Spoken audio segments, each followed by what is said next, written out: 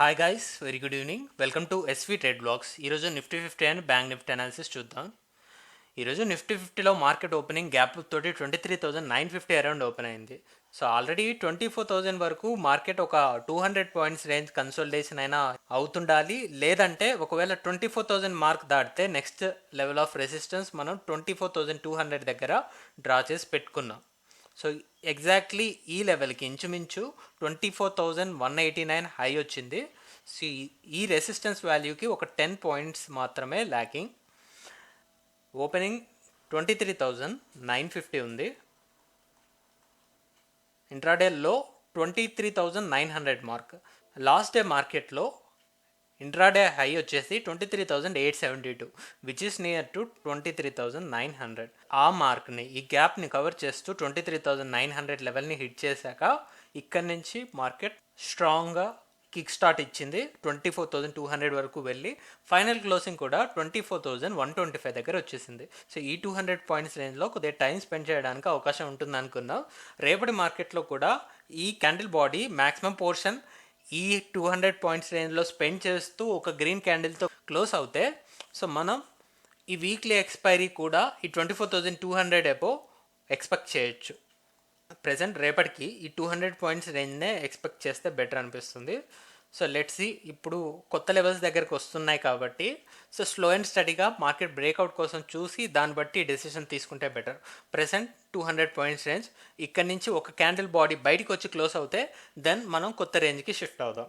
So that's for Nifty 50. అలానే ఇప్పుడు bank Nifty analysis చూద్దాం. బ్యాంక్ నిఫ్టీలో ఆల్ టైమ్ హై దగ్గర మార్కెట్ ట్రేడ్ అవుతుంది. 55,000 మార్క్ ఫస్ట్ టైం హిట్ చేసింది బ్యాంక్ నిఫ్టీలో. సో ఆల్రెడీ 55,000 నియర్ బై ఇంతకుముందు వచ్చింది.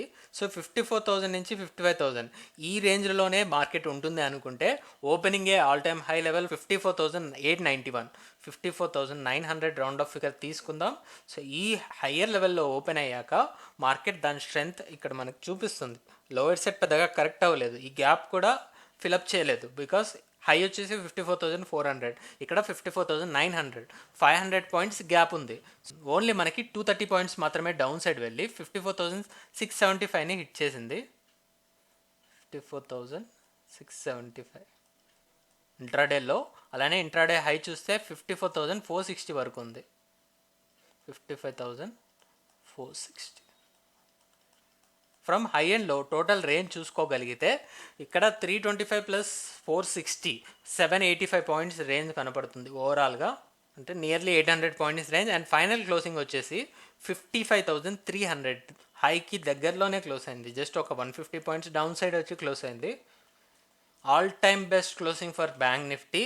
సో దీన్ని బట్టి మనం 55,000 mark, already 54,000 mark above close అయింది కాబట్టి లాస్ట్ మార్కెట్ డే రోజు 54,000 ఎబోనే 54,000ని సపోర్ట్ లాగా చూస్తూ అక్కడి నుంచి మార్కెట్ని ఎక్స్పెక్ట్ చేస్తే ఈ రోజేమో 55,000 ఎబోనే క్లోజ్ అయింది కాబట్టి ఈ 55,000ని కన్సిడరేషన్లోకి తీసుకొని ఈ ప్లస్ ఆర్ మైనస్ 500 పాయింట్స్ రేంజ్లో ఒక కన్సోలిడేషన్ అనేది మనం ఎక్స్పెక్ట్ చేస్తున్నాం. బికాస్ ఆల్ టైమ్ హయ్యర్ లెవెల్లో ఫస్ట్ టైం వచ్చింది కాబట్టి సో కొద్దిగా కన్సోలిడేషన్ అవసరం. ఈ ప్లస్ ఆర్ మైనస్ 500 పాయింట్స్ అంటే ఓవరాల్ రేంజ్ 1000 పాయింట్స్ వస్తుంది మనకి. 54,500 నుంచి 55,500. సో ఇంచుమించు ఈరోజు ఏదైతే రేంజ్ ఉందో ఆ రేంజ్ వరకే రేపటి మార్కెట్ కూడా ఎక్స్పెక్ట్ చేస్తున్నాం. ఈ రేంజ్ నుంచి బయటికి వస్తే మళ్ళీ ఫర్దర్గా మనం మాట్లాడుకుందాం. So both Nifty and bank నిఫ్టీలో ఒక రేంజ్ బౌండెడ్నెస్ని ఫర్ కన్సోలిడేషన్ ఎక్స్పెక్ట్ చేస్తున్నాం. కన్సోలిడేషన్ రేంజ్ నుంచి బయటికి వెళ్తే మనం రేపటి మార్కెట్ కంప్లీట్ అయిపోయాక అనాలిసిస్ వీడియోలో కొత్త లెవెల్స్ని డిస్కస్ చేసుకుందాం. So that's all guys, that's all for today. మళ్ళీ మనం రేపటి పోస్ట్ మార్కెట్ అనాలిసిస్ వీడియోలో కలుద్దాం. Thank you guys, thanks for watching. Please like, share and subscribe to my channel SV trade blogs.